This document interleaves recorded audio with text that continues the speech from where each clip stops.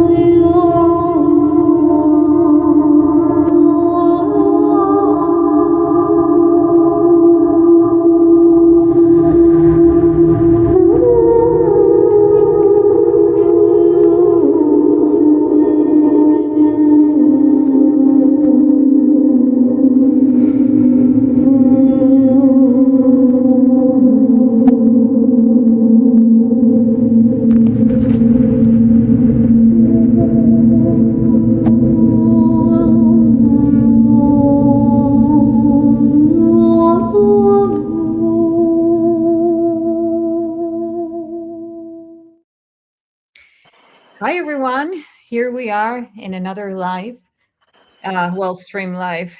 I don't know if in another live yet.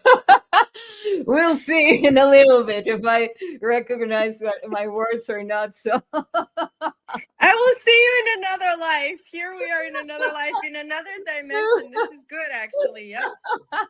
We are. We crossed over the rainbow, folks. Yeah, I know. Well, speaking of rainbows, here am I with Adriana, my dear Adriana, and we're going to talk about the passion of the Kryst consciousness and the rainbow flame of the crystalline heart. So this is a major topic because I think that every day we are um, being invited to ignite that passion in our life in many ways, not just for our mission, yet with the intimacy of oneself. And that leads to a lot of belief systems, right, Adriana? Like what is right, what is not right, what is meant to be done, what is passion, what is lost, and actually how all of this is interwoven with the heart, like that. And this is what I love, that level of purity in which, from the power of the divine feminine, you get to embody that divine fire without burning, like in general terms, it's like you use the fire to give life, to give birth, to spark. And of course, the transmutation is also needed, yet that mastery in which you don't need to go into your other energy, your divine masculine. You are very well aware of the power of your divine feminine, and that what are the implications to that? How does that divine feminine energy is holding the space for your divine masculine, and how it is bringing you that manifestation, that strength you were mentioning segment before going live.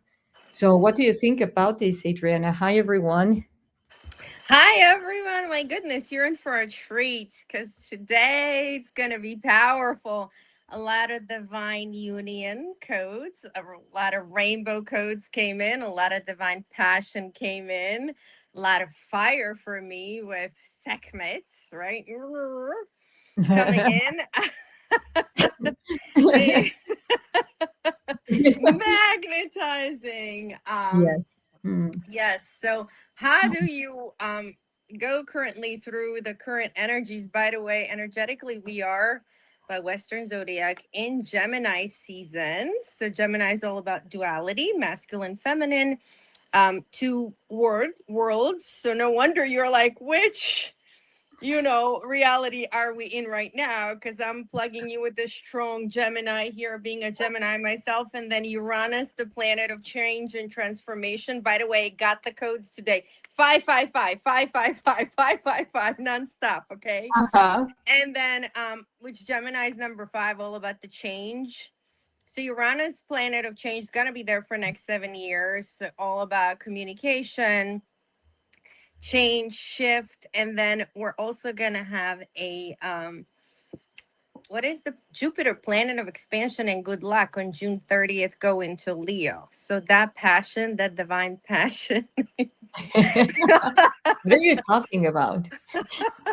Oh my It's goodness. the passion.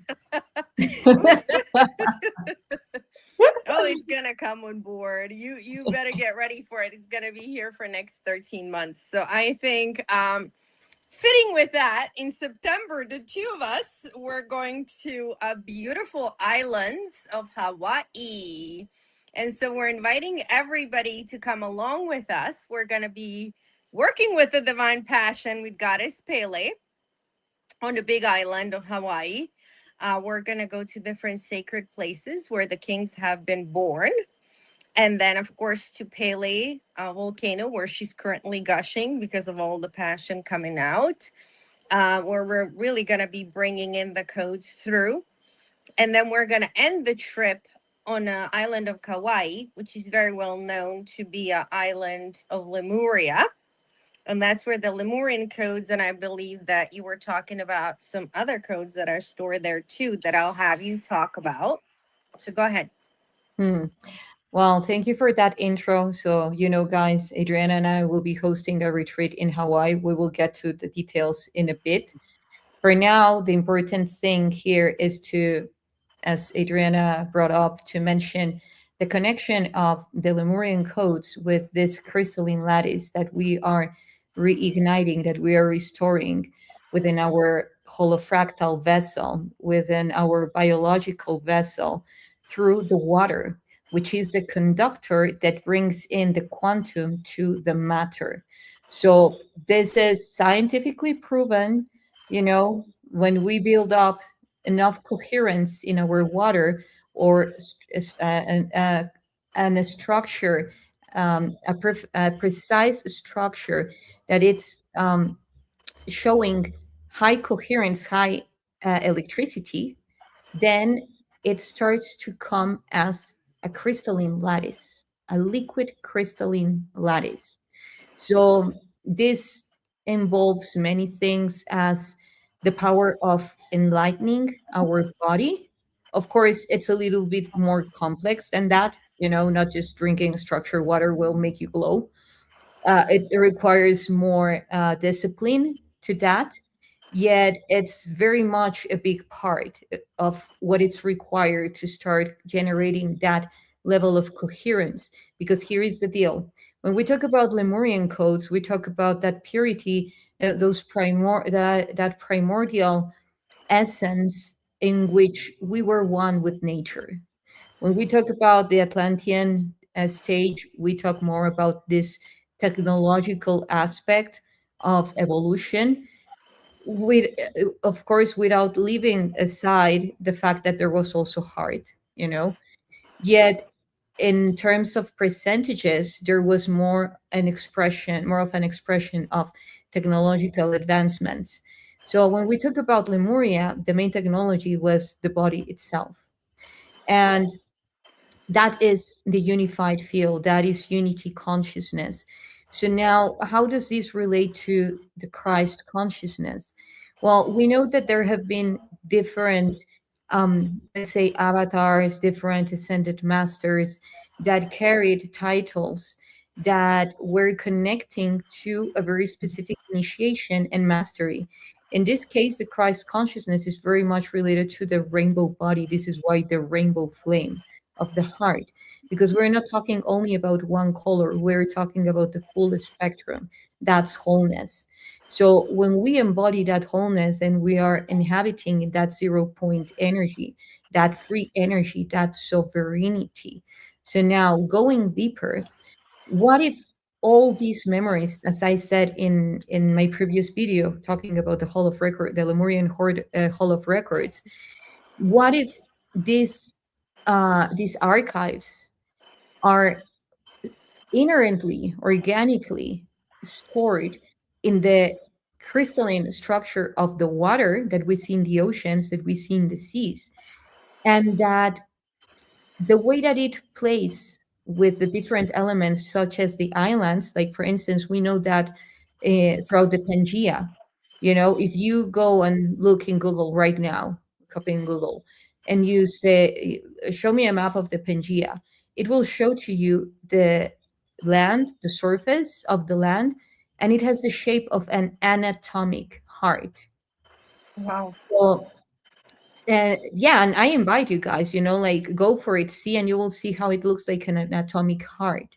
So, what does this mean? Like, in terms of the Earth heart, the moment that this land started to separate into continents, it was representing a stage of evolution as a source that starts to divide itself into different pieces to fractal itself in different pieces.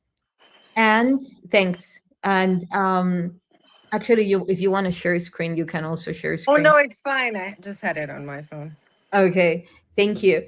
Um, and so as we go, like how the densities, the dimensions were created, when we're talking about wholeness, source being everything, and then starting to experience itself or recreate itself in different ways so that there is a feedback consciousness.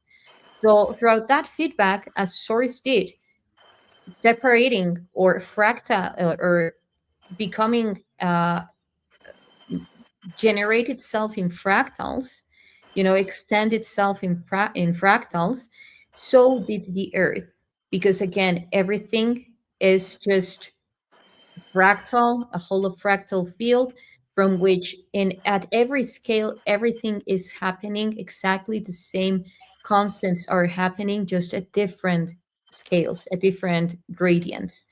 So when the earth did this, let's say that the next thing was there were different civilizations here planting seeds, genetic experiments, trying to see what the earth was like to be here, how profitable it was to be here, what could be hosted here. Why? Because also one of the natures of the earth is to store a lot of information. Why? Due to the amount of water that we have on earth, like a lot of galactics call it the blue planet, due to the amount of water that we have. So imagine that that water at a high level of coherence is a crystalline lattice. So all that crystalline lattice is storing information. So this is why one of the reasons why Earth it's a big storage place, at least the way that a lot of galactic groups see it. So and then leads to understand and comprehend why many technologies were then developed to continue storing all the information that they keep tracking from the earth, like the spectral spheres and so forth. Anyway, so now just to summarize with this, the next step would be when Lemuria, when Mu was here, and in very specific parts, like for instance, we mentioned now Hawaii, we also know about Madagascar, and other islands that also we can feel the presence of these Lemurian codes. So what happened? The thing is that what I have been tapping into is that now at another scale, all the islands are representing the pieces of the Lemurian heart of the Hall of Records, because the Hall of Records of Lemuria was encrypted as a heart. Why? Because it was all about the connection to the power source, to the central force.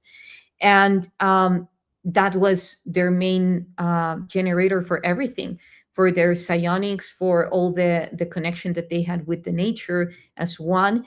Their heart was the fundamental source of everything. So when other type of collapses of civilizations took place, all this information was divided, was extended, expanded into these islands, representing again, like those parts of the heart that lead to another level of amnesia. And that once we remember and once we bring energetically those parts together, those pieces of the heart together, we give birth to our new heart. And this is also something that the galactics would do very much with the indigenous tribes, with the Native American tribes, or all over the Americas.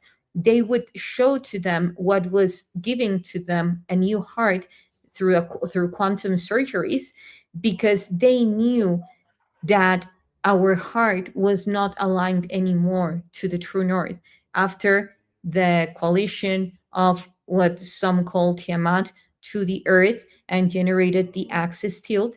Then ever since, our heart has not been fully synced to the true north unless we become aware of it and align it by ourselves energetically until it aligns up biologically. And there is proof to that. When you start doing energetic harmonization in your body, it ends up translating physically speaking. So, what do you think? What's your take on this, Adriana? I absolutely love how today you're all primordial water and I'm all primordial fire, right? Like, as you were talking this beautifully about the water, I mean, the first goddess, right? It says that the goddess mother, she was the one who lived in the water and she would sort of release her eggs, right? And then the masculine was the energy, kind of like the thunder that would come in, and then it would fertilize those eggs, right? And that's supposedly how the first of us were created. That was the first original primordial mother. And that's why it's so important to heal the emotions. And one very powerful line is, my emotions are not me. They just a part of me, and I get to choose what I'm going to do with those emotions. And as a humanity, we're currently going through healing all the parts of emotions, hence the water and all the things coming up for healing. And how do you shift and transform or change something? You use fire, right? Even with the water, you will bring the fire and it will go into this beautiful energy of steam. And what does steam do? It moves you forward in life, right? Like, stagnation is gone. We're coming into June. June is all about clarity. Okay. And that clarity that is currently taking place once that Jupiter goes into Mars, it's all about the passion. So it's all about your passion. Where are you going in life? Where do you belong? Where are you going to fit in? How are you going to use that water? Your water, I mean, we are what, 70, 80%, even more of water inside of our cells, inside of our bodies. Lemuria is connected to physical body, right? To physical heart. Right now, it's all about rebuilding and healing so powerfully back in your heart, and then using that passion, that fire. One goddess is Sekhmet, but there's so many other goddesses, right? Today's Friday, it's also Goddess Day, right? All this divine passion coming through in the energy, right? I think it's a Taurus moon, which again, it's a feminine ruled by Venus. It's a feminine energy that's trickling in. If you notice, there has been a lot of shifts and changes.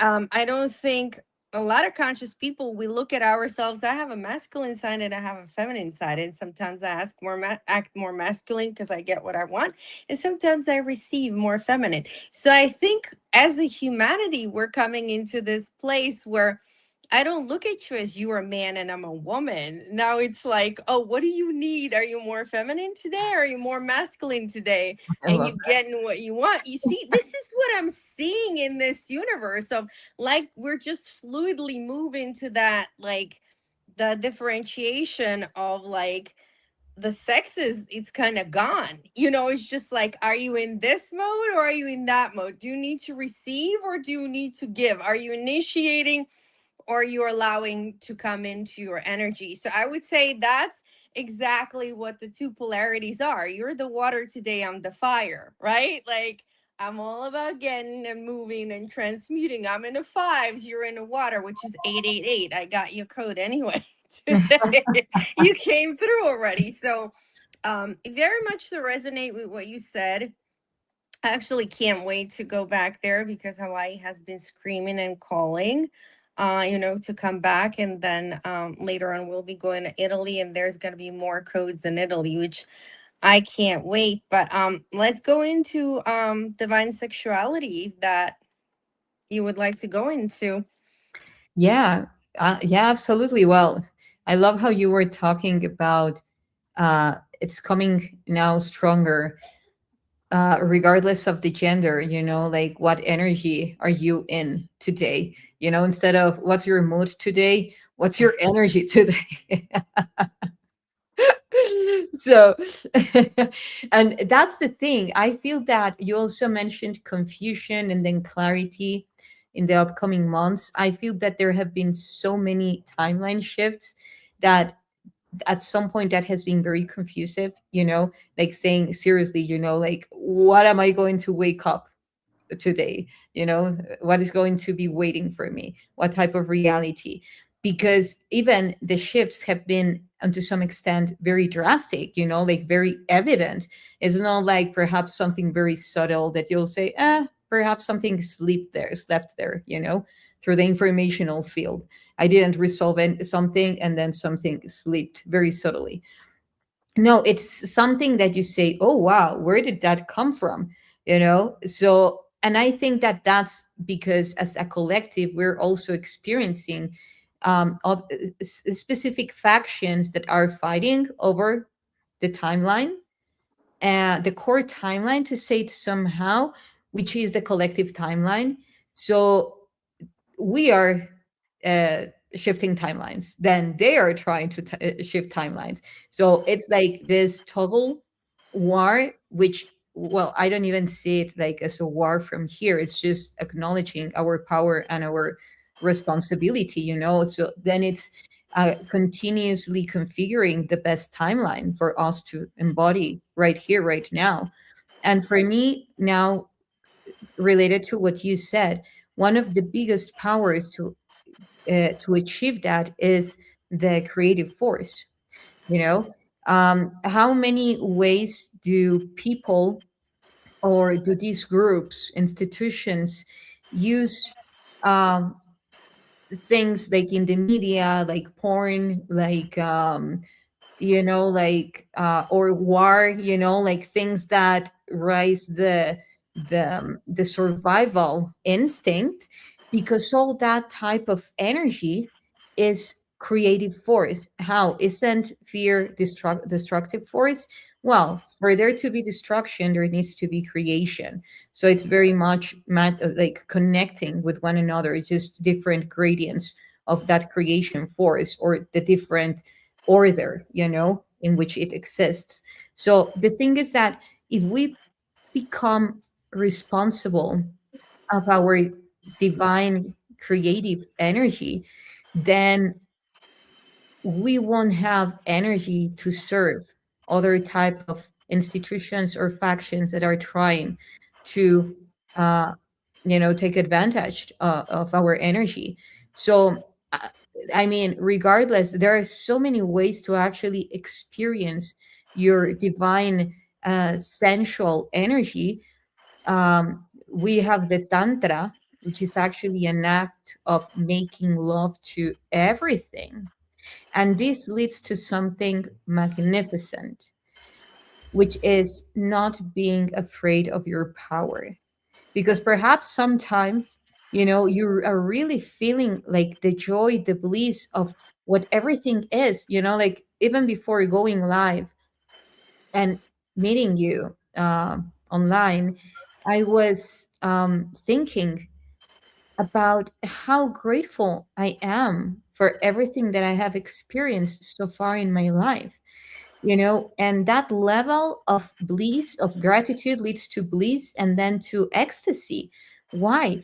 Because you become aware, you allow yourself to acknowledge what a powerful creator and co-creator you are, and not being afraid of it, not being afraid of intimidating anyone, just allowing yourself to express your power. I mean, divine tribe, divine soul tribe, you joining us right now or later, how many times have you suppressed your power because it could have been too much for others? Like perhaps you feel like, I don't know, making love to the water, and then you start thinking, ooh, am I going to be too much? Is people going to think And then you can also ask, oh, come on, Isha, like, what's the difference of that? Like if you sip the water like this, or if you just sip it and leave the cup there, what's the difference? The difference is the frequency that you are carrying at that moment.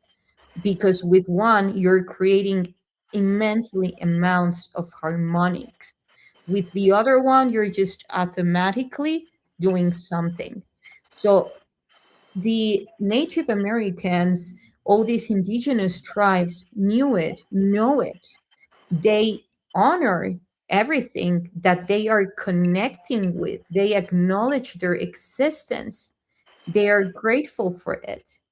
And then you might say, well, yeah, but now, like, where are they? They have this reality has, you know, segmented big part of their population.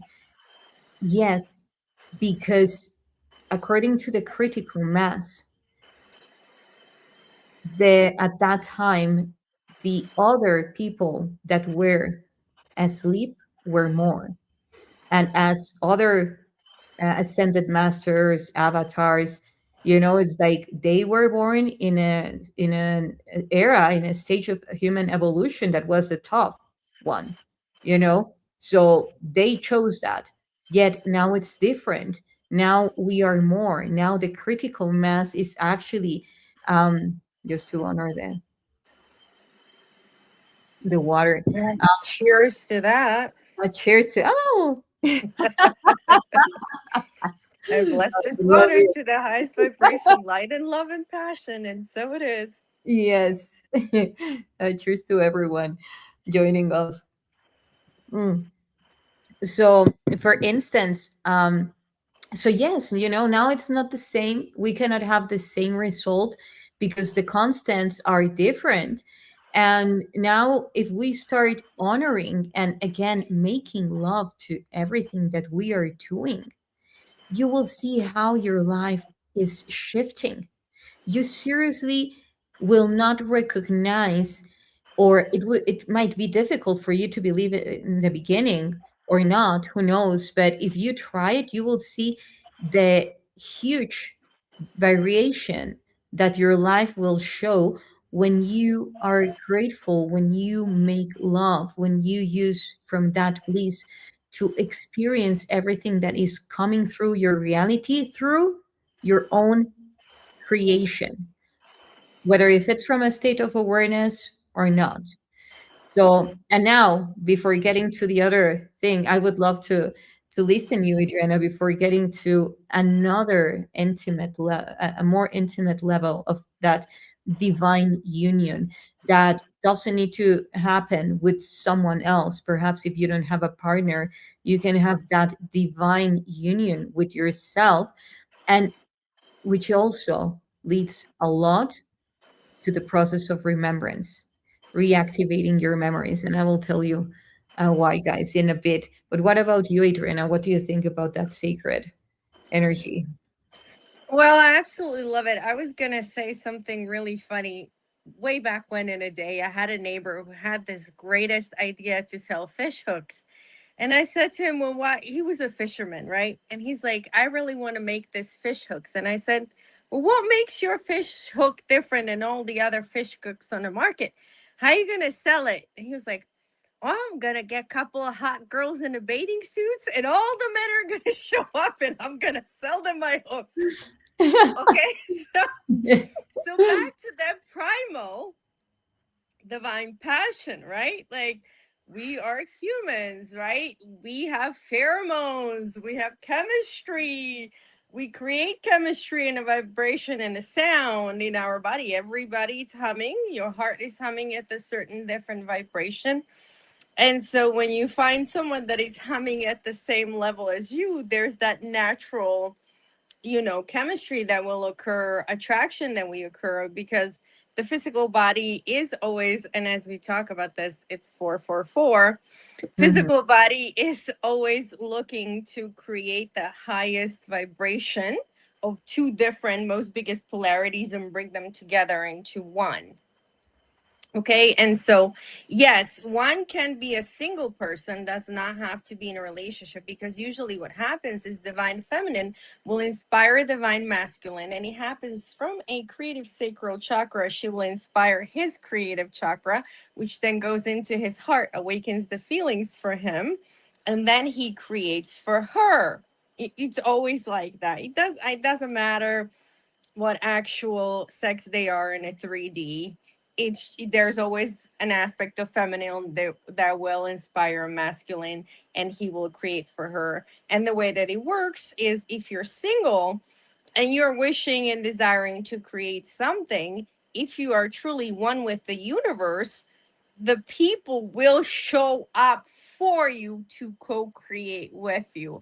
And I've seen it time and again.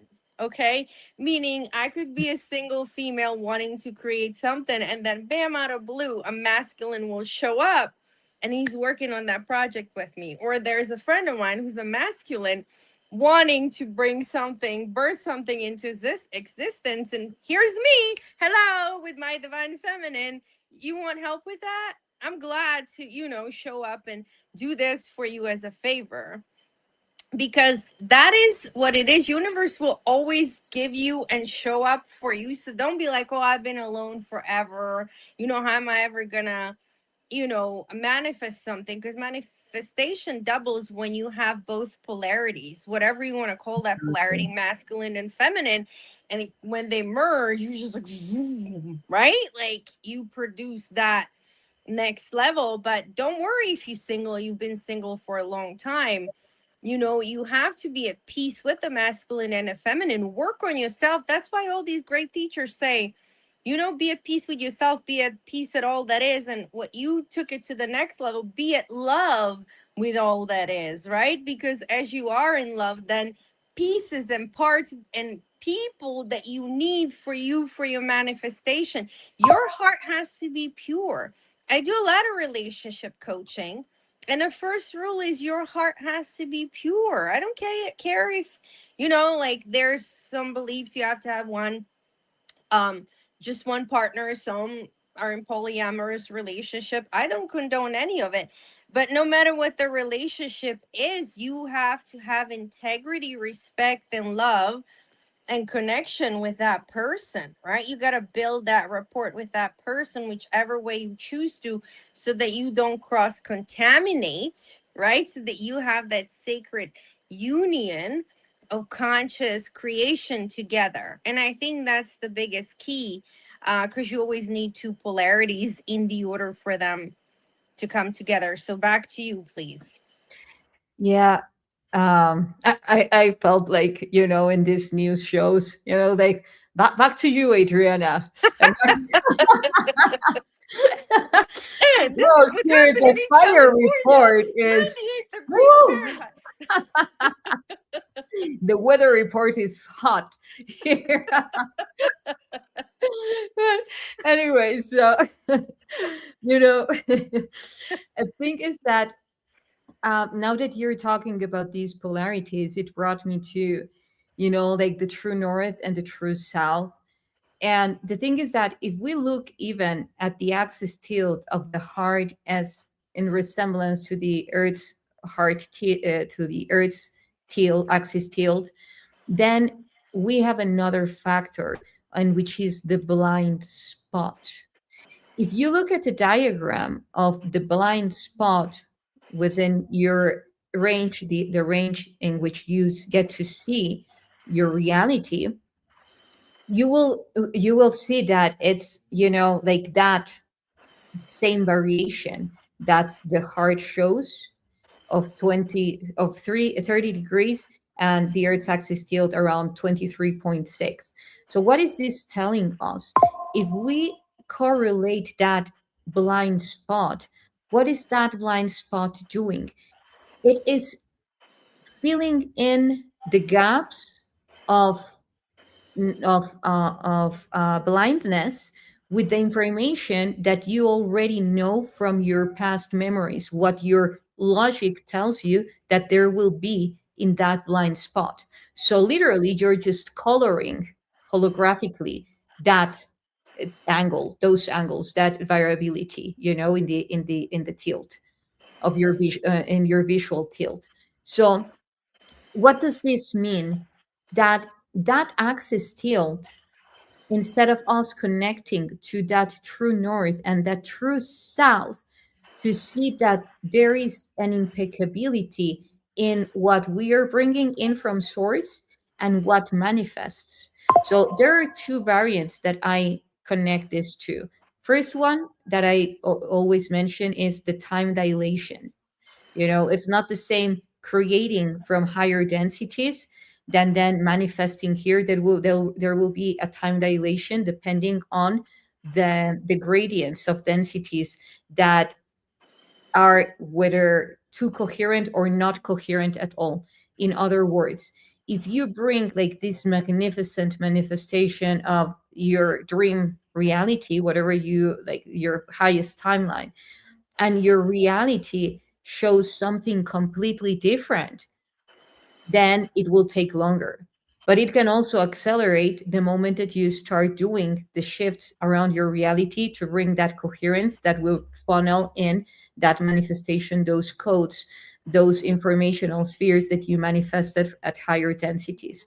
So the other one would be like, if you are not aligned to that true north, then you're continuously aiming to the north, but it's automatically misleaded, by 23.6 degrees. And then you say, almost, you know? So, what about this? The moment that we start reconnecting to that primordial field, like right now, right here, calling in for your organic and natural and given connection to that primordial field, for you to start remembering the truth about your origin beyond beyond the distortion, beyond the lies, beyond the non-evident, the evident, I'm sorry, beyond the evident, to actually connect to that true essence.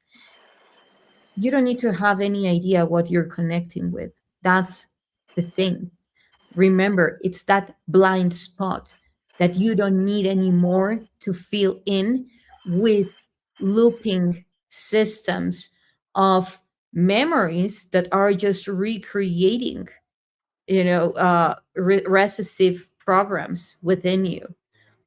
It's the unknown, but the unknown not as a chaotic force as they normally define it. Because if we're also talking about the potential field, and we were talking about the power that we have with our sexual energy, we were talking about this at the Star Knowledge Conference. One of the reasons why they don't let women that are menstruating to be part of the beautiful ceremonies, because of the energy that they generate together. It's massive. That can lead to other type of things, and they even gave to me some examples that, of course, it's not meant for me to talk about. But so I was seeing, like that uncomprehended power of the potential field, that they say, oh, don't worry, just use the guideline. It will take you there. Don't worry, just use what has been given to you. Just keep on looping keep on refreshing those looping systems. You're okay. Because if you get to see beyond the curtain and be brave enough to embrace yourself, your true self, no, that can be cataclysmic. Come on, you can kill people. That's not pure. Oh, no, what are you trying? Are you trying to be too much? Are you trying to overshadow the others or step on the others? No, that's the power of the divine feminine. And of course, the divine masculine also has many powers, but just now referring to the potential energy, you know, why? because one of the things that from my experience, I can tell is that the stronger that the more empowered that the divine feminine is, the stronger that you are, not weak.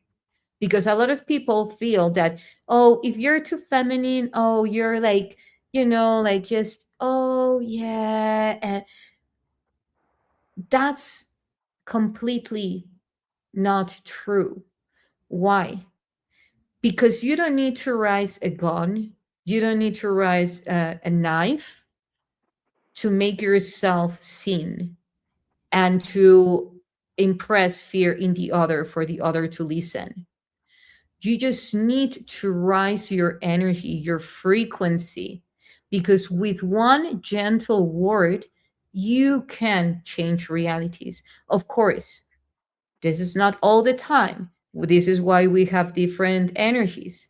Yet, if we start uncovering the power of sensuality, which is not that distorted feminine, that toxic feminine that abuses from her sexuality or his sexuality to obtain whatever they want.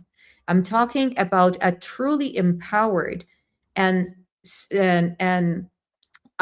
very with a high self-esteem being that knows that with that power of that divine feminine can actually shape reality without even needing to touch it.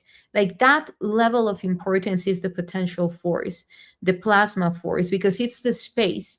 So, those grandmothers or even the elders that they say that they don't need to manifest through this in the same way that everyone does. Like if they want to plant a tree, they don't need to go literally and put the seed and plant a tree.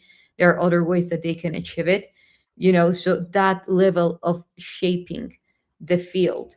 So, and now just to bring into the other topic, which is how would this fire, because you mentioned like a lot of divine beings that embody that uh, plasma essence, as fire I'm talking about. But how would that fire get to ignite the flame of the heart without losing itself? What would you say?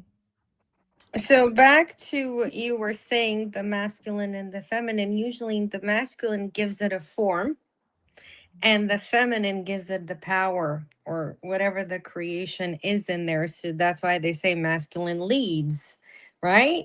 She gives the vision, but he leads. He creates, right? Puts it in a 3D if already.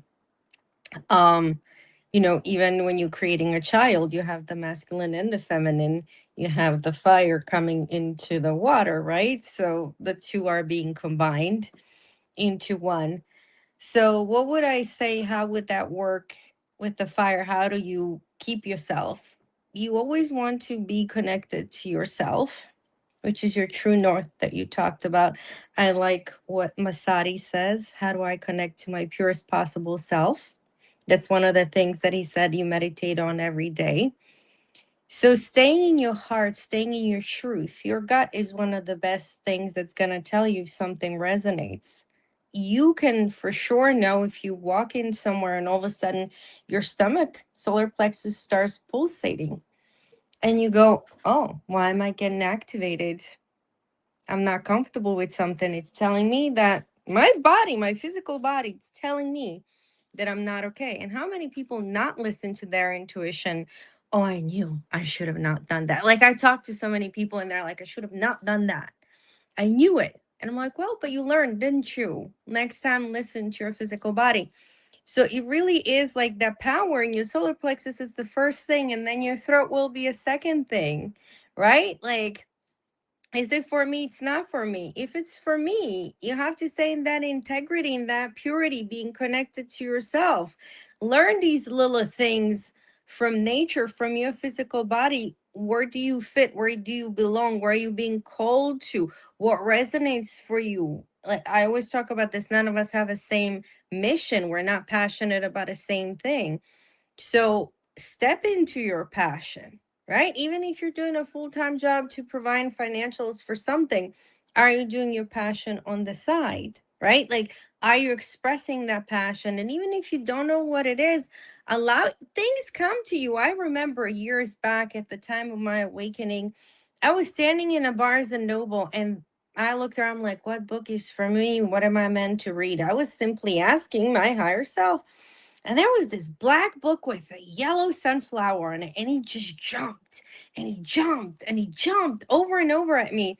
And I'm like, but I wanted something spiritual, like that's what I'm trying to grow. But it was this book, and so I picked up the book, and it was the Anesthesia series book, which once you read it, it touches you on so many different deep, profound spiritual shift to change. It's about this girl from Russia who's connected to everything and all that is and in love with everything that is. And she kind of gives you the rules to living a pure, high integrity life. And no wonder it jumped at me, because as I read it, she said the way she wrote the words through Vladimir Megre was that as you read it, it starts shifting and changing you physically, right? So, yes, her vibration was working through the books, and I was shifting and changing through it too. Just which our vibration or our voice will do that too, right? As we're speaking, whoever is listening, we're changing their reality. You know, when you go and you meet someone, and now they're showing you that point of view, you go, wow, I never thought of that, right? Like that in itself already was a merge. We already talked about this, right? Like you already went there when they had an opinion and you merged with their opinion. Did you guys actually have to have any kind of a mating, a ritual? No. You just accepted an opinion they had. You just kind of exploded your mind, your brain, right? And so this is the key of like, how do you incorporate it? You are in love with all that is, whether you judge it that it's good, whether you judge it that it's bad, just be in acceptance of it. And then the more you are in acceptance, the more you're aligned, south and north. Because think about it. If you have a person that's really happy and you have a person that's really sad, how are they ever going to match? They're never going to match. But if you have two happy people, yay! You know what I mean? Or they say misery loves company. Yeah, right? Like, right? Talking about the alignment. You were just talking about the alignment and This she is why spoke we're about doing it. this show. Yeah, this is why we're doing this show. We're a couple of happy people. Exactly. The fire in the water. Anyway, but we're different enough where then we meet in the middle, right? And get that balance in between the two. But yes, as you're aligned, then things really start aligning for you. That manifestation becomes effortless because you said, I don't have to plant the tree with the seeds. I can feed the squirrel with the nut, and it's gonna go and store those nuts, right? And it's gonna plant the tree somewhere, and thank you, universe. It has happened, right? But that's only one way. There's many other different ways, right? I just thought of one as you said it. Correct. So a lot of different things in universe. All you have to do is have that desire in your heart, and then you have to watch the universe do its magnificent dance to give that desire back to you. That is a true mastery. That is how you have that Christic flame, that flame of passion. That's how you keep it ignited, being one with all, being respectful of all that there is, right? So that nothing's out of balance. Too much water out of balance, too much fire out of balance, right? Like Yeah. what you said, they keep us in loops over and over and over. Yeah. Yeah, like the colors of the rainbow, you for have in order to have a rainbow, you need to have the same gradient of each color for it to be that, for it to be that wholeness. And for me, like just to briefly touch upon again, like that true north and that true south. Um, when you expand your heart and you're capable to go as above as wherever it will take you, and to go as below as wherever it will take you. In that moment, it's not about you going through a very high curve, and touching the heavens and then going through a very low curve and then touching hell. Perhaps, perhaps not. It's just a matter of how your passion lets you embrace whatever you need to experience. Why? Because you trust yourself no matter what. And I feel that the self trust is such a powerful alchemy that if you were going to go deep into the low curve, you will just go a little. Why? Because you have created a miracle. You have shown to yourself that you don't need to go that deep because you already got what it's about, transcending fear. Fear is one of the things that keeps us with the axis tilt. When you are straight up and just embracing and allowing the reality to be, why? Because you know that your essence is what is essential for your universe to be. That's what creates the power of unity consciousness. And this is so important for us to, how I experience it, for us to remember how to truly become um, uh, those tribes that were before.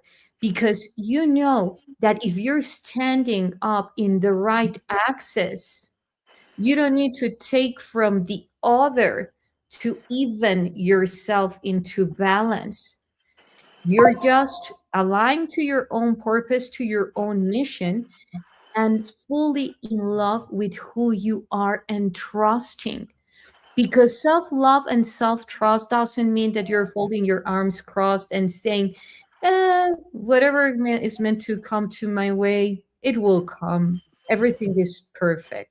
No, that's a huge let's say, lie that has been sold to the spiritual community so that everyone just stays, sitting and, not actioning. Because it's not the same acceptance and then doing what is required to achieve where you're heading to than just waiting for something to come and make your reality for yourself. That's where we're coming from. That's why we co-created the reality that we are seeing, where everyone wants to step on the other and saying, well, you were not willing to choose by yourself, so I chose for yourself all the time.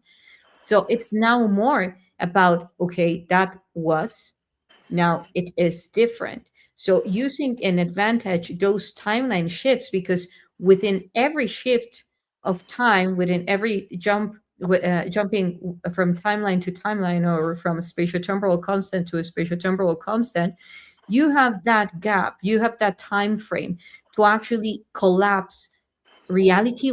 How? Through accepting and bringing in your perceptions together of what should be and what is meant to be.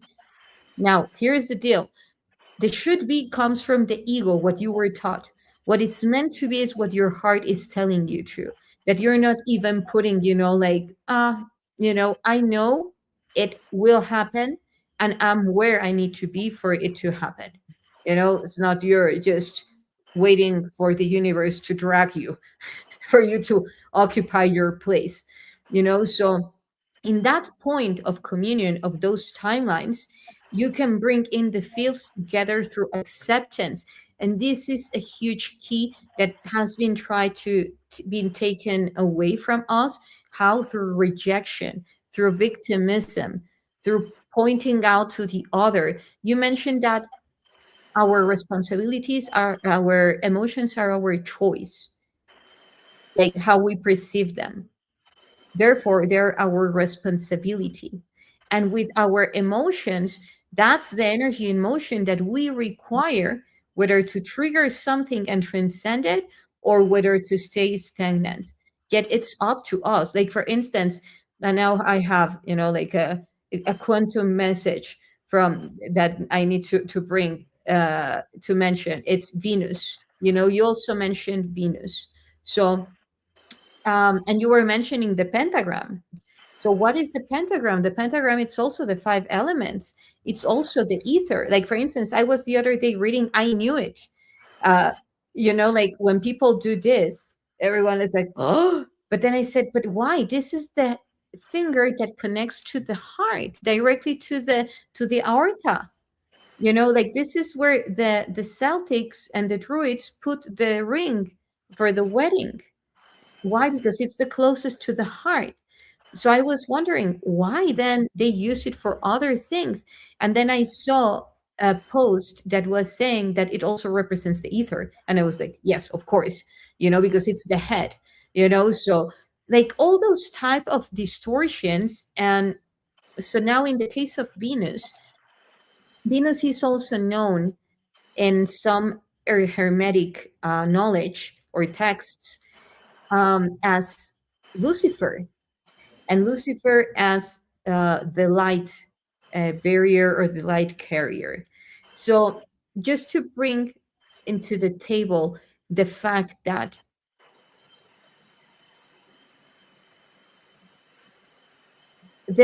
we know, and everybody talks about this, how there has been a lot of distortion between divine feminine and divine masculine, between north and south, you know and the thing is that, as you said, in order for them to come together, heaven and earth, or let's say better, heaven and underground, for them to come together into the earth in full wholeness, because also we know that in other times inner earth wasn't hell as they depicted it. Inner earth was more about, the deeper you go into the core, the faster that you get out of this matrix. And I'm not saying about escaping. You just move out into another dimension from the earth's core. So for them to, the thing is that they showed us how to separate them, how to polarize them. But it's like as a collective, we had overstayed in that polarization, in that holographic polarization. Now it's the turn to come together. And how does that happen? When there is symmetry within them, a critical mass. So by means of this is, wherever you are being called to do, to be, embrace your power, occupy your place, step up, believe in yourself. That is passion. And humanity right now is lacking passion. Why? Because their genitals, they are not in authority of their own genitals. Why? Because there are a lot of things trying to attach, because there are a lot of ignorance regarding to when you have intercourse, where is your energy at? There are parasites, there is this, there is that.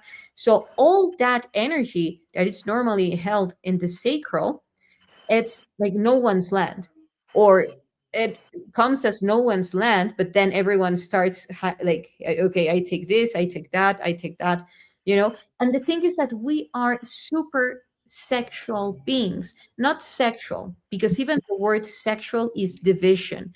We are very sensual beings. By means of this, we are penetrating each other's field all the time.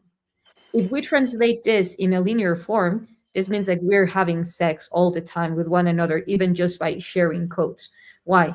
Because as I said last time, my codes are penetrating into your field, you're receiving them, and the other way around. So, in a linear way, in a mundane form, that's having sex. So, now in an energetic form, when we are aware that we are doing that all the time, then we become more responsible of how we are using that creative force. Words. What are you saying? What codes are you exchanging? What timelines are you creating? Where is your sexual force? Where is your creative force? Wherever is your creative force, there will be your passion. If your creative force is within you, your passion will be within you. So perhaps if you want to ask yourself, where is your passion at right now? And if it's within you, okay, good. If not, bring it. It belongs to you. Because with that passion, then you have hope. With that passion, you have inspiration, you have a muse of creation. And then actually, you can spark the flame of your heart. Because even though the heart is the epicenter, as we are in very low frequencies regarding to the material density, what involve that this reality involves, we require that passion because it's the same language. If we are just heart, we can super accelerate the heart, but we need to be grounded, and passion grounds. Correct. And so, one thing, back to the attachments and Yeah. parasites that take your energy, of course, your creative energy. How can you bring yourself back? So, easiest thing, use the heart in your hand, somatic exercise. I'm here. This is literally how you bring yourself back. I am here. This takes tells your physical body that you are present in this moment, in this dimension here. I'm here. If you have any kind of sexual attachments from previous relationship, you can use that same hand and go into your navel and also say, I am here, which brings you back to you. And then you can say, I call all of my energy across time and space from whomever, knowingly and unknowingly, haven't been attached to return back to me in a highest vibration of light and love, or purity and love and integrity. And that's how you call your energy back. There was a question I saw someone ask, how do you protect yourself from psychic attack? And the thing is, psychic attacks happen when you're leaking somewhere in your energy, which I will allow you answer that question too, YssaH. You have energy leaks and you possibly don't even know. Could be you signed this, or you were tied to someone who then was tied to someone else, and they're siphoning energy off of you. So when psychic attack comes, ask yourself why. Why was this happening to me, and what inside of me, and where do I have a leak? So scan your physical body, check in, and then clearly go, I'm here. Call your energy back. See it as a possible, ability to shift and change. People get so afraid, oh, I got psychically attacked. All right, they tried. So I had energy leakage.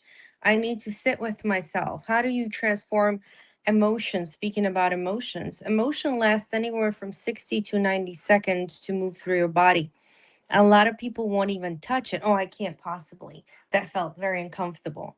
Okay. But, and then you get blocks. If you won't touch the emotion, you get a blockages in the emotional body or in the body, or it's called disease. Okay. So the key really is to sit with the emotion. It will be very uncomfortable from 60 to 90 seconds, but then you master it and it does not own you anymore. Okay. That's a really biggest key. And then whatever was so uncomfortable, wherever you got attacked, that's when my energy leakage is. You sit there in gratitude. Thanks for highlighting that, because I was able to sit with myself and process it. One of the ways I like to process it, go for a walk, go by the beach, have an Epsom salt bath, magnesium bath, go to a gym, listen to a good music, but definitely spend time alone without stimuli, because that emotion needs time to be processed. And that's why psychic attacks happen. They simply show you where your weak spot is. So how would you answer that question, YssaH? Well, I agree with everything that you said. And for me, first is knowing that whatever is coming to your head and it's feeling very uncomfortable, just debunk it. Because the moment that you start bargaining with it, like, oh, was it that way? Oh, wait, is it true? Oh, like that moment, it hooks you, and then it will start coming. A you loop. know.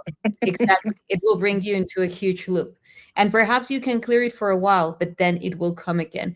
But the moment that you're truly aware that, oh, me, and you can even laugh, and you can even, like, say, it's not giving your energy to that. And a very powerful thing that from my experience I share is that if it's like too heavy, like coming over and over and over again, you just bring it, you give it a texture, a smell, a color, a shape, and a name. Once you gave, it's like you are creating it. You're creating the clay dummy. So once you created it, then you embrace it and you start expanding your heart, and expanding and expanding and expanding and expanding and expanding your heart, and feeling a lot of compassion for that dummy because you are now aware of what it is. If you want to sat on that and see, okay, if I gave to it that color and that shape and that smell, perhaps it's bringing me to that memory, you can go for it. Nevertheless, what I have been experiencing right now is that the processes are simplifying in a way that you don't need to sit and super analyzing everything. Why? Because the universe is mental. So wherever you open, wherever it will take you. So if you are very much set into your power, you can say, okay, so you're looking at it, you're embracing it, and then you start feeling compassion for it. You see how the compassion is also very much connected to the passion, because it's that fragment of the passion where you are capable to feel empathy for without attaching. So for instance, if that figure that you're looking at, and that is that constant thought, you start feeling, it brings you to someone, like something or someone that you can see that it's suffering, and this is why it's sending that energy at you, even if it's like a huge institution or a huge group or whatever. That level of compassion, that level of heart expansion will make it so vulnerable to you that it will start dissolving. And then you can bring in all those pieces of how it's being defragmented, and then call in the force of source of the primordial field, bring it in, bring it in, bring it in, bring it in, having that compassion for that energy, and letting that energy, that consciousness, to know that there is another reality, until they merge, and then they create bliss to the world, because whatever was being sent at you will become something higher, it will become a higher truth. Another thing is that some things are not so easy to dissolve. So for that, you can, because also you cannot impose yourself, it's free will. So if you feel that it's not something that's meant to be dissolved, what you can do is create a holographic cube with, for instance, a very neutral code that brings in unity consciousness, so that that energy is placed there for as long as it's needed until it comes to unity consciousness by itself, and then the holographic cube will open, and then that energy will be evolving. So these three main things. Yet the first one would be practice. Prove yourself how much detached you can be from those things that are being trying to put at you. The more that you laugh at them, but not, like in a mean way, in a way that you say, like, that's not me, I know who I am, and then anchor on that, and anchor on that, and amplifying your heart, amplifying your heart, amplifying your heart, amplifying your heart, amplifying your heart. You can.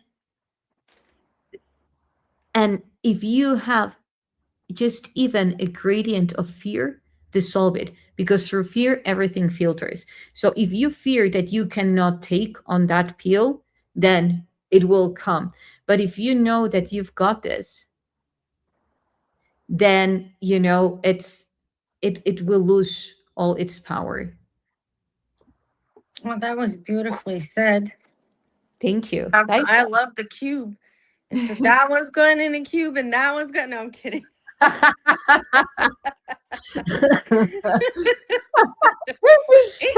why so many cubes everywhere you go? There's cubes. Next time that I see you, what happened there?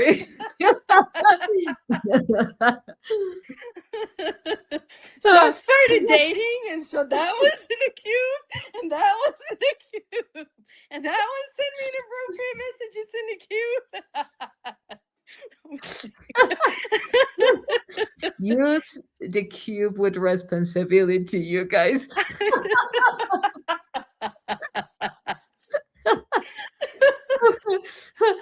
Of course. Well, trust me. I've used your cube. I've met you for a little while now, and I did use the cube. And when you put someone in that cube, you're putting your relationship with them in that cube. So you know what that means? You're going in that cube too. So even though you might have been like, I'm putting them in a cube, you actually transform and change completely where all is love and there is absolutely no attachment whatsoever.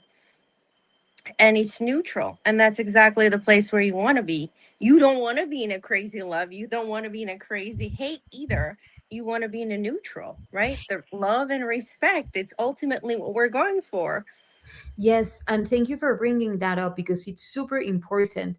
Like 99.99999% of the times, like, because she was asking about psychic attacks as far as I was concerned. Yet if you're having things with an ex partner or a partner or a friend or your mother or your father, be aware that if they are acting crazily, it's not forcefully them. Right now there are a lot of energies, a lot of um, entities trying to imprint themselves in the field of others. So if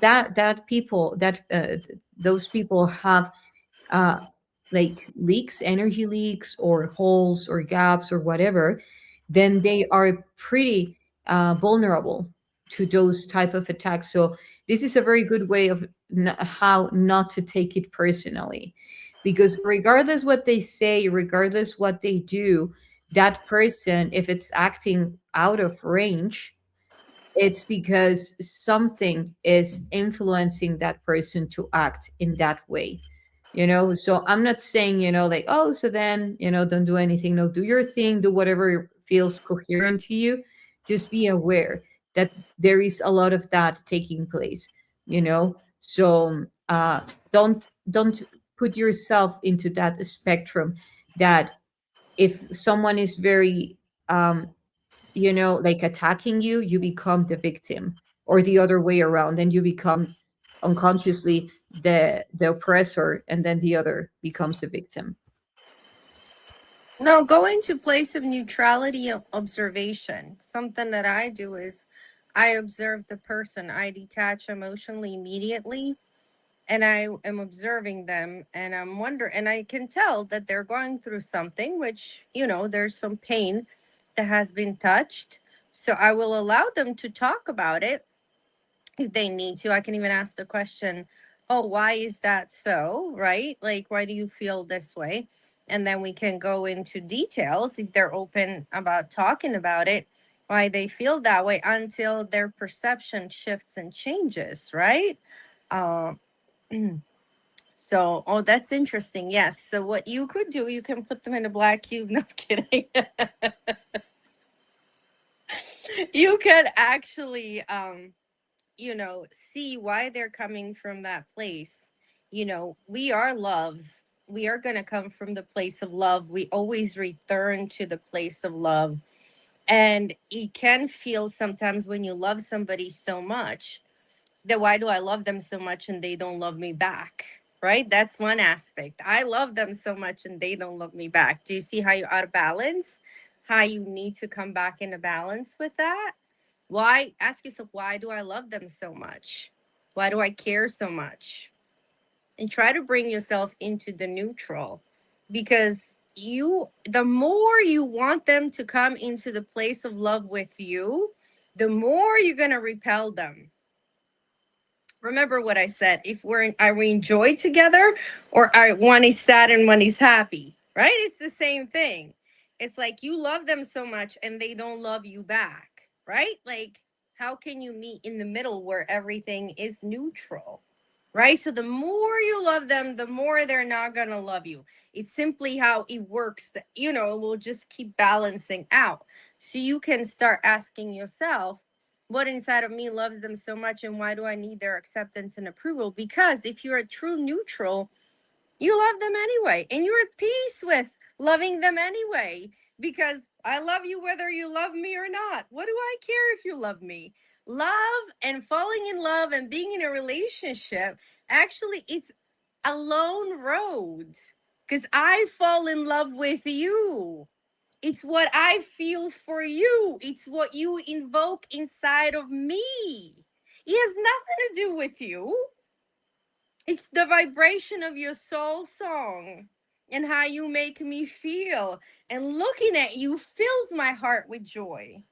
And then why would I judge you that you don't love me the same way? How could you love me the same way if I don't invoke the same song in your heart that you invoke in mine?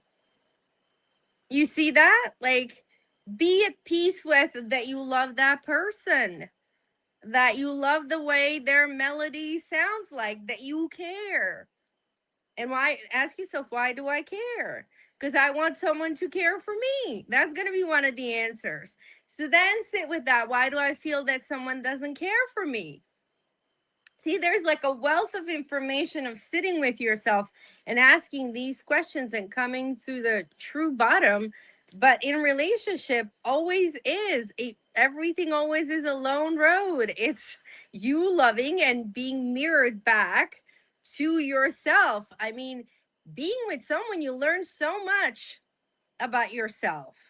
I always tell people, I have a lot of clients that are looking for love, and when they first start dating, and I said, go out there, start dating, find out, because universe always first gives you what you don't need if you don't know what you want, right? Like, you don't know what you want, so then the universe is like, well, here's the bowl. You want to drink from this? And then you go, no, I don't want to drink from that.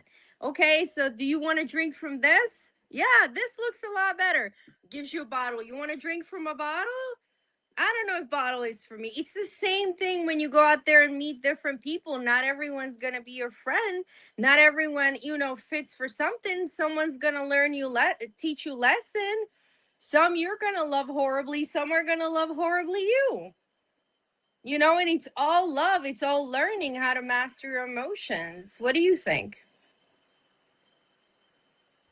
Well, I was thinking while you were saying all of that, that critical mass, like how does that apply? How does the critical mass apply to that?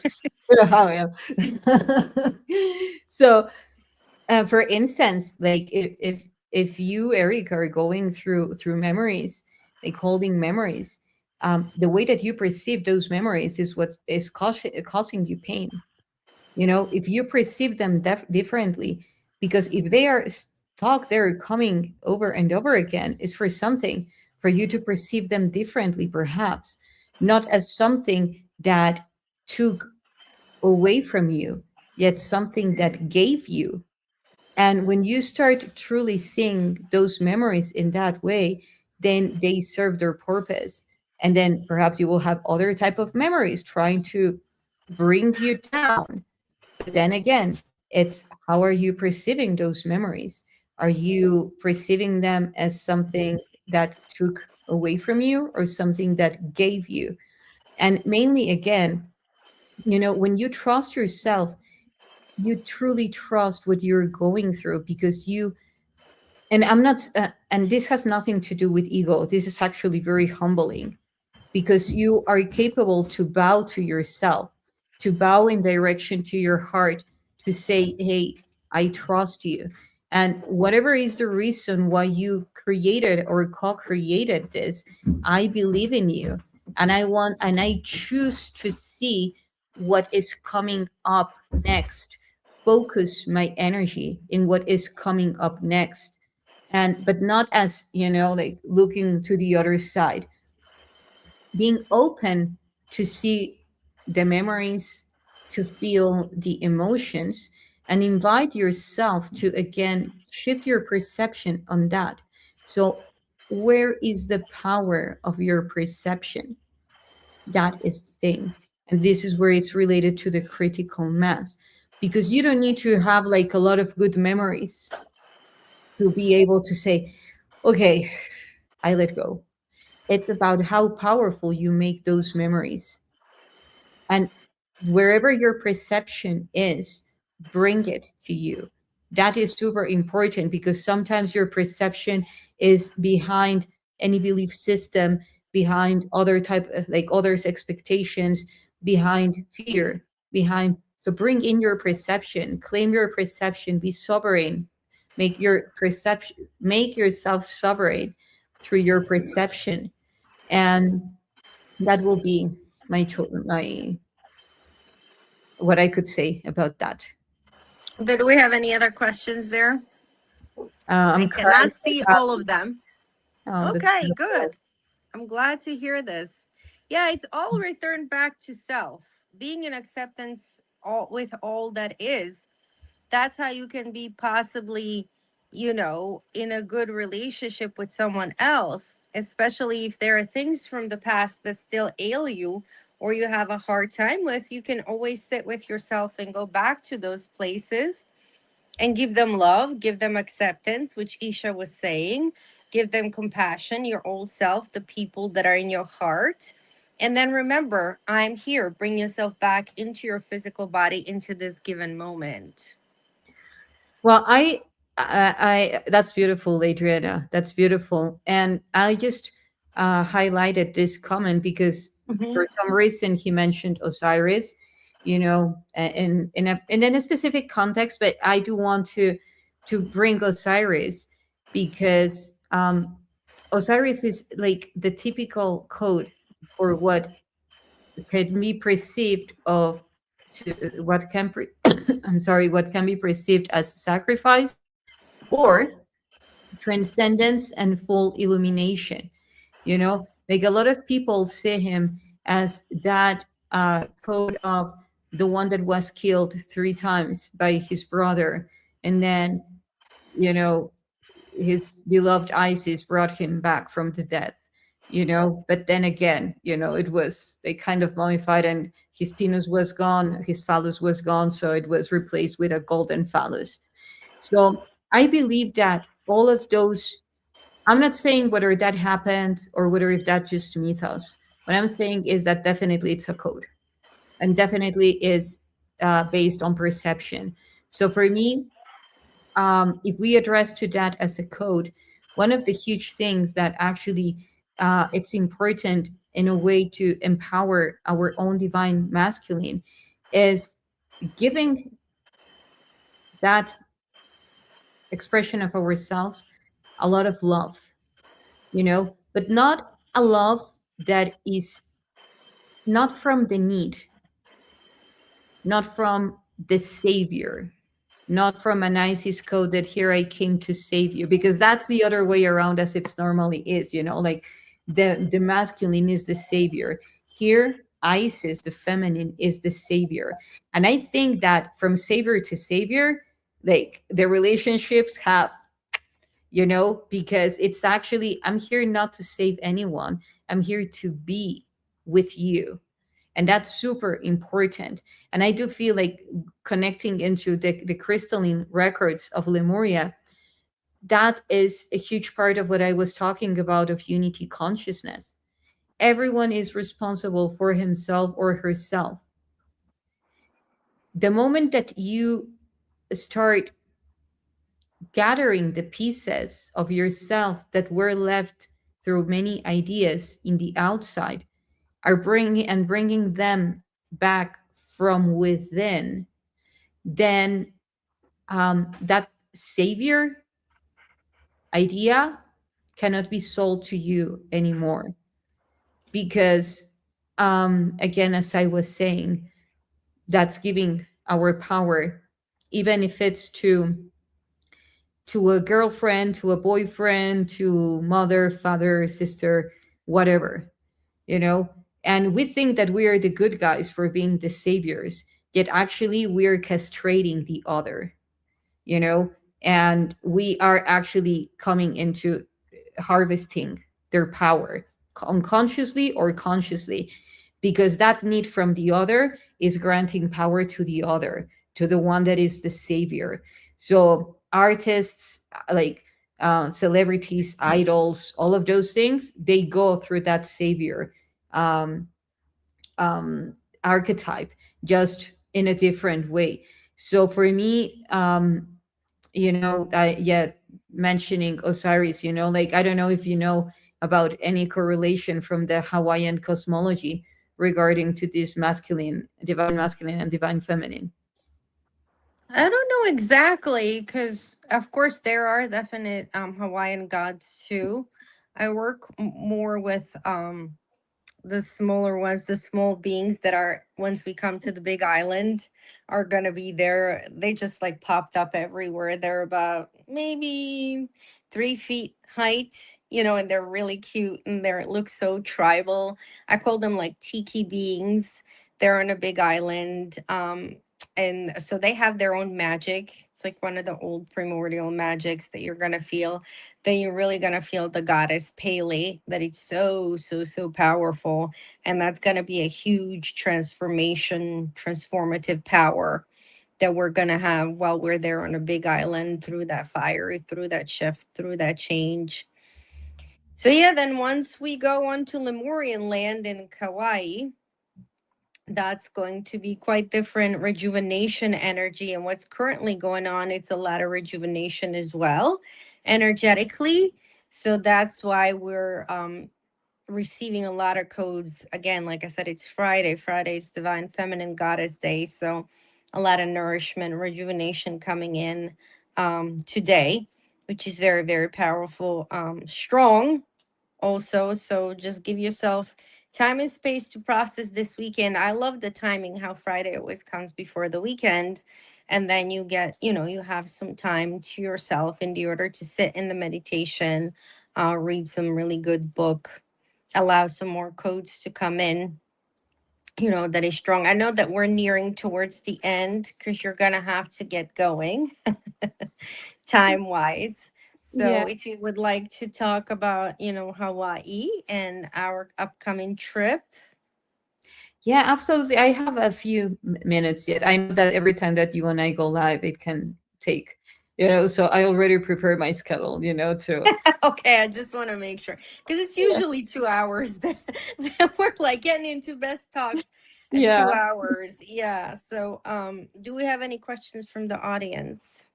Oh Um, yeah, we do have a new moon coming up. Somebody brought that up. We do have a new moon in Gemini at 27 degrees. Again, Gemini is connecting light and dark, two opposite, masculine, feminine. This conscious and subconscious, that's what Gemini is. So we're all getting a lot of upgrades with that. Before you have a new moon, which for me, I'm in California, so new moon will fall on Sunday. So that day before the new moon, it's called the dark of the moon. And usually is when people are losing it the most because they're trying to release everything in the order for the new moon to sow new seeds. So if you see that a lot of people are having a hard time, or really give yourself time to process, I would say today and tomorrow, give yourself time to process, have an Epsom salt bath, take it easy, go for an easy walk, because as that new moon comes in, that sacredness of sowing a new seed. And Gemini falls into third house, which third house is all about camaraderie, communication, connection. And so get yourself ready for that new moon. Yeah. Very, mhm. very powerful. Set some wishes out there in the universe, light a candle, ask for what you would like to co create, birth into this reality. Very, very powerful. Well, those are very good suggestions. Thank you, Adriana. I love all the wisdom and knowledge that you have, and at every scale, and also in this case regarding to astrology in a very fun way, which that's what I love the most. So yeah, I just wanted to I mean, as you know, guys, we will be having like the trip, the retreat to Hawaii, and the of course we will be touching upon these topics, yet it also involves um the the mission, the inner mission of igniting your the rainbow flame of your crystalline heart. You know, as I was saying, flame of wholeness. We will be working a lot with the passion, as Adriana was mentioning, through the different consciousnesses present in the land, and also, of course, with the spark of enlightenment, because Lemuria, we know that even though there were different type of um, let's say beings there, races, some of them were very much glowing, and this is part of what I have been saying, that is setting up for the upgrade in human evolution from Homo sapiens to Homo luminous. At least this is what I have received. Again, you know, I'm just sharing what I remember, um, what I experienced, yet you always choose, you know, with all the respect, because that's what unity consciousness is about, right? It's not about all of us thinking the same. It's just about creating harmonics, while each one of us, it's their own unicity within the unity, their own uniqueness, our own uniqueness within the unity. So now, um, when it comes to um, you know, this enlightenment of the body, this glowing, it very much comes to a huge restoration that will be taking place of the memories that are stored in the heart. We normally talk about the neurons and the memory in the brain, yet the memories of, for instance, the gut brain is, of course, involved very much with the passion. This is why, as there have only been memories of war or anger or whatever, like very Martian energies, that could be very much involved with why the fire that's coming up to awaken is very much coming as, you know, like anger fire, battle fire, war fire. But the thing is that if we restore our connection from our navel to the primordial matrix, we will start igniting the memories in our gut brain that are related to God. Have you Are you aware that gut brain is very much alike in frequency to God brain?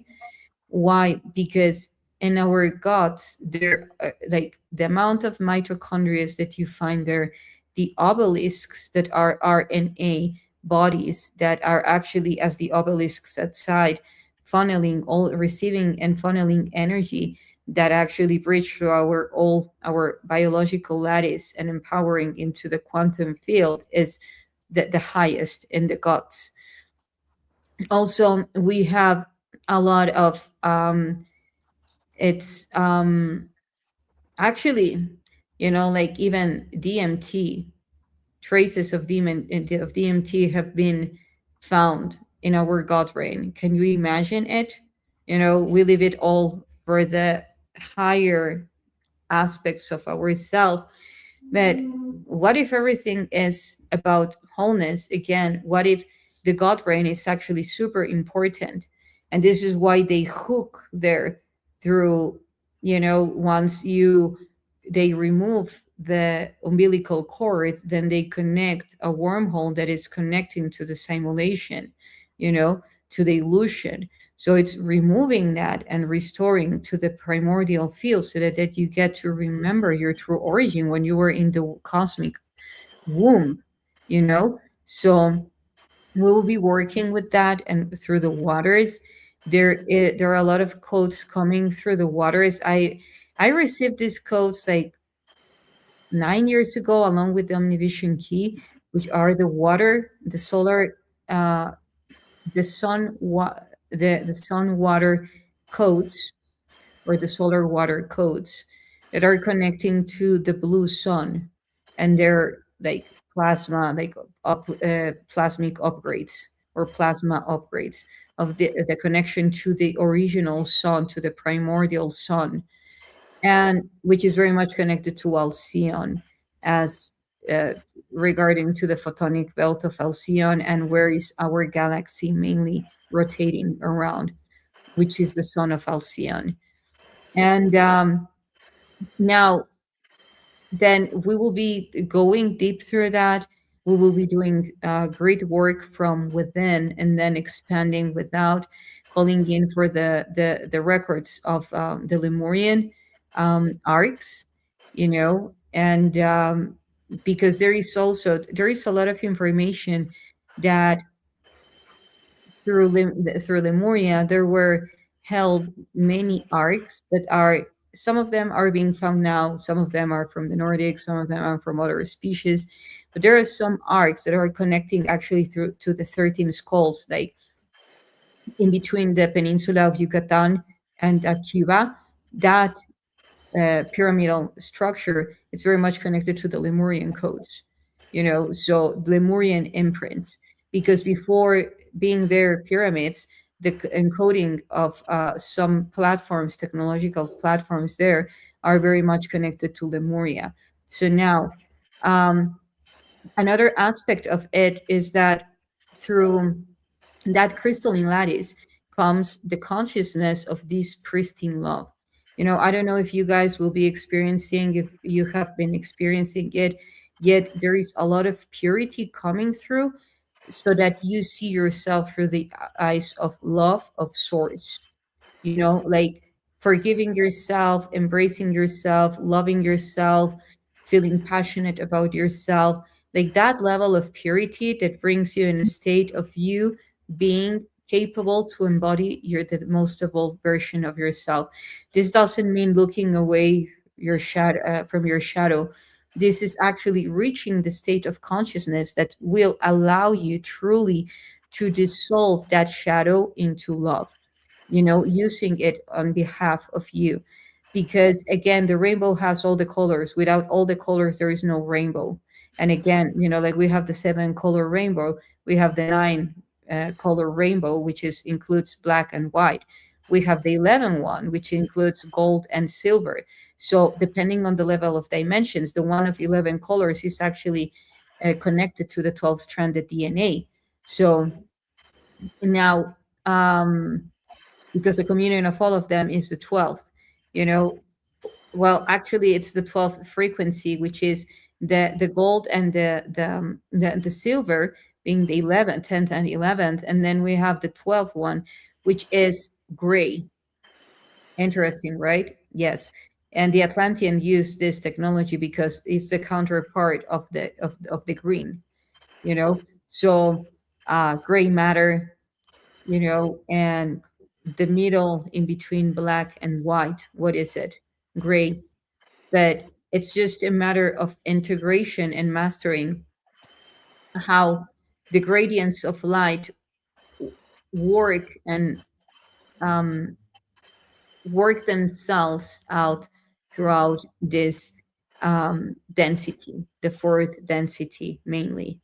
Um, and anyway, so we will be working a lot. We will be going deep within the rainbow flame, through the passion, through the spark of enlightenment, bringing in alive those codes of Lemuria within you, bringing in your heart together again.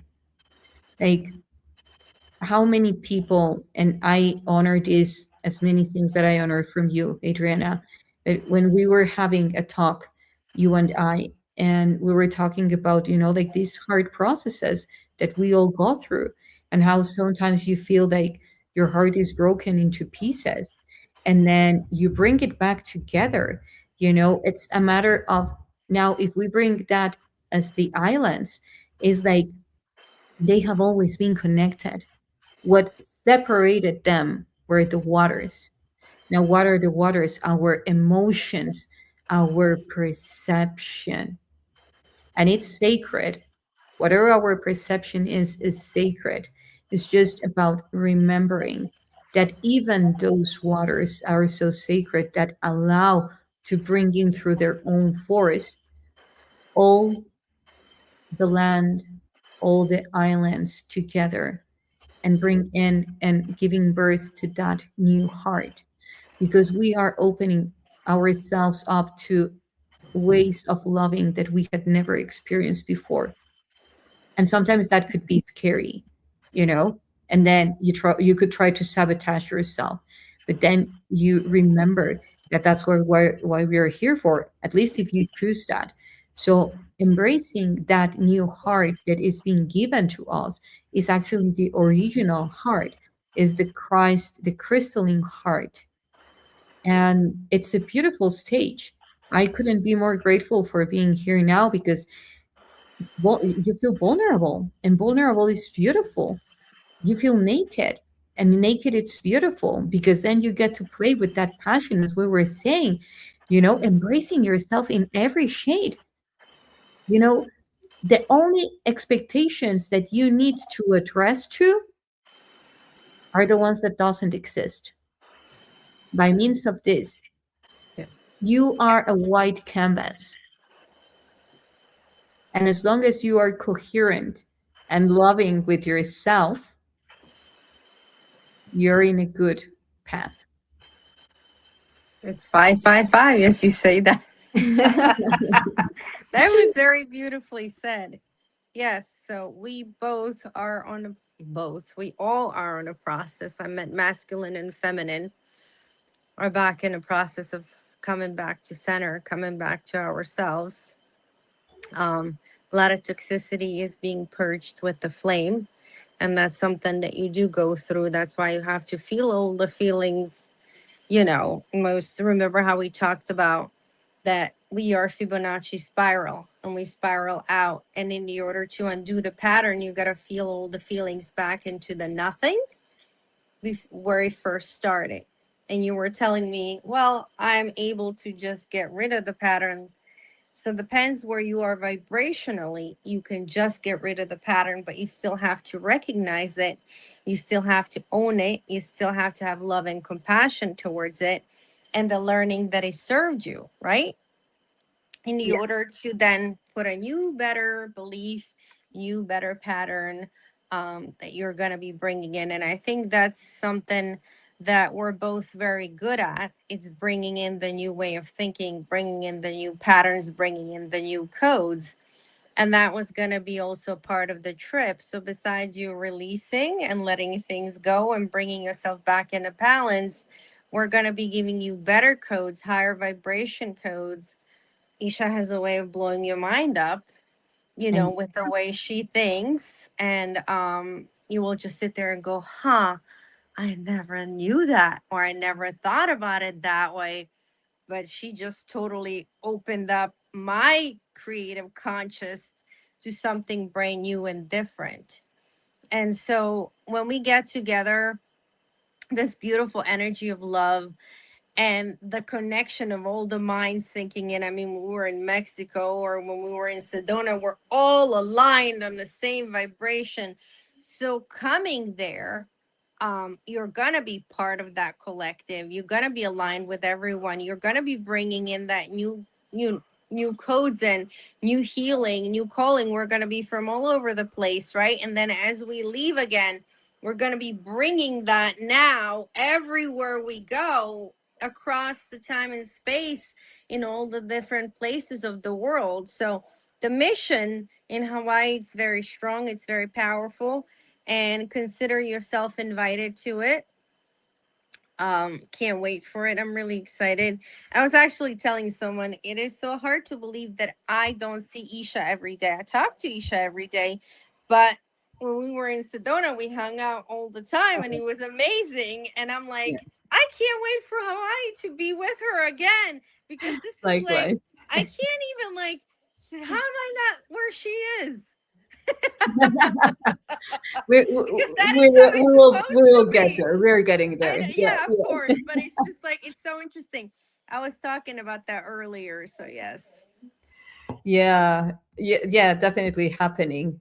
And yeah, yeah, she will be singing to the whales, to the dolphins, and I actually have my water bowl with me today, the Divine Sacred Feminine, which we can play also for a yeah, bit. yeah, it will be lovely to close with that. I just want to say, um, stay tuned for more details about the trip. We will be sharing the flyer for that. I will put it actually while you play the ball. Hmm. Um, and you're more than welcome to come, as Adriana said. We will be having a very powerful trip for sure. A lot of codes coming through. As you know, a lot of people has been called to Hawaii. We will be talking also about the secret island, the forbidden island, because there is a forbidden island, and there is a very specific reason why it is forbidden, and it has to do with what is there. So we will be touching upon. You can imagine that you have like a forbidden island in your own heart. What is that about? Tell us. Go deep in it. What are your deepest secrets? So we will be sharing all type of codes there, secrets going deep within, opening, expanding, releasing a lot of layers that perhaps are holding you back, and receiving a new heart. That's what the the rainbow flame of the crystalline heart is about receiving, rebirthing your new heart, your original heart, that next stage of loving, embracing it, because it's your highest power. So, love you too, love you all. Love you all. Deep breath in. Let's clean and clear and bring in the waters.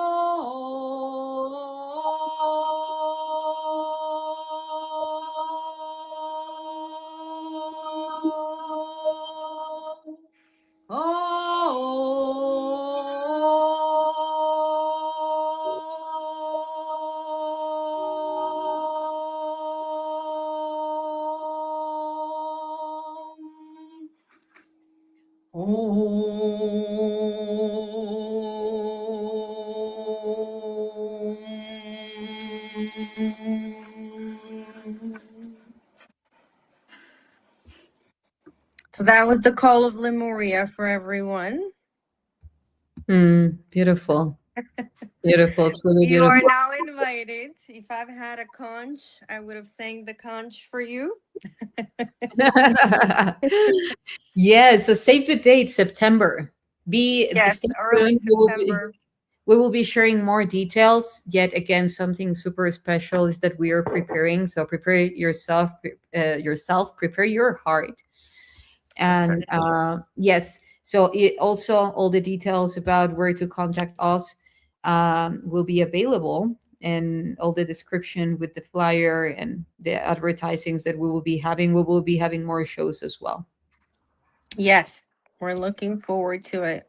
So thank you all for today. This was another amazing show. Thank you, Isha, for your wisdom and your beautiful crystal waters that you brought to us while I matched you with your fire Pele segment. Now, see, now she's got Yeah. the fire and I got the water to calm down. So we're more balanced. Yeah, that was so much fun. Thank you so much, Adriana. I love you so much. Thank you for all your wisdom. and that presence that you always bring to all the information that you convey, making really like allowing people to see themselves through you, and that's so beautiful, so honorable. Thank you, everyone. I can't wait, and I'm so honored to do this retreat with you. Thank you, everyone, for all your lovely comments, for your presence in resonance, and until next time. Oh, by the way, remember, if you can join us at next weekend at the basis 2026, and then in Sedona again July. And stay tuned for all the upcoming events after the retreat, which will be in September or even before. Anyway, I will be. Where is the basis? I I just know it's in UK, and I just know that I have my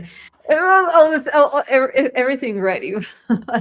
It's okay. So that's in England. So if you are somewhere in It's in Europe or in England. England at that time, come to that place. You're gonna get some beautiful British magic out there. Can't wait till you bring those codes back. Let's do a live after that. Yeah, Because you're gonna absolutely. get a lot of the Rose and Mary Magdalene lineage when you go there. That's why I'm kind of talking about it. Yes. So yeah, I'm excited. So up Yeah. for those updates from you. Yeah. Well, I know that Miles has been putting a lot of love, and that it's going to be a fantastic conference, a very powerful one. And thank you, Miles, for everything that you're doing. Can't wait to be physically with you and give you a big hug, heart to heart. And yeah, thank you, everyone that is coming. Uh, we will definitely be generating some ripples in the timeline, harmonic ones for sure. And yeah, many events coming up as well, like Sedona, it's around the corner as well, July. So again, stay tuned. I will put the description of all the events below, including our retreat to Hawaii. So again, Yes. thank you for everything, and until next time, who knew? Love you. Love you.